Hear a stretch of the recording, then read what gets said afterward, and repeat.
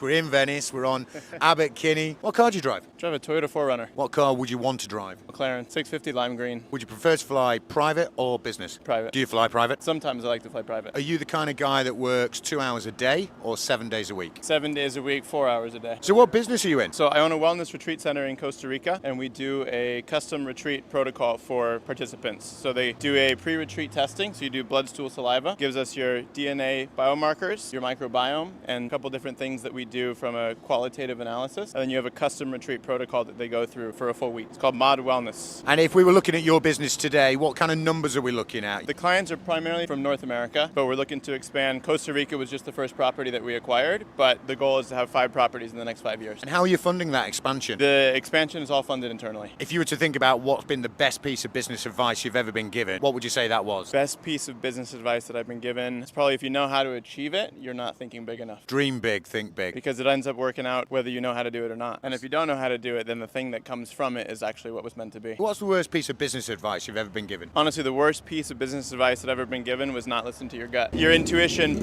turns you and steers you towards what's meant to be. And if you're not listening to that, then you're not in alignment with creating what you want to be. What is the sexiest part of your business? The best part or sexiest part of being in business, and especially in the wellness space, is getting to travel around the world, see a bunch of beautiful locations, and help other people step into and optimize their life and their health. What's the most bizarre thing that's ever happened to you in business? The most bizarre thing is probably being in LA, being in Venice. Wellness can become an addiction in and of itself. So you see people taking things that are in no way healthy, spinning them off in a way as if it's the next fad or the next tactic to get to the next level. What is the single biggest business fuck up you've ever made? The single biggest business fuck up I've ever made is probably reacting too quickly emotionally and burning a bridge with someone who I wish I wouldn't have burnt the bridge at the time. So what kind of scale do you want to get this business to? The scale that I'd like to get the business to is less number dependent and more lifestyle dependent. It's one thing to say like money is what we're working towards or striving towards, but it's really the lifestyle that you create. In creating a business, that's what an entrepreneur wants, is they want to be able to work with who they want, where they want, whenever they want, at any time they want. In terms of scale, I'd love to have 5 properties around the world that I can jump to at any time that I want to, but then also be able to create a place that other people can go to find home too.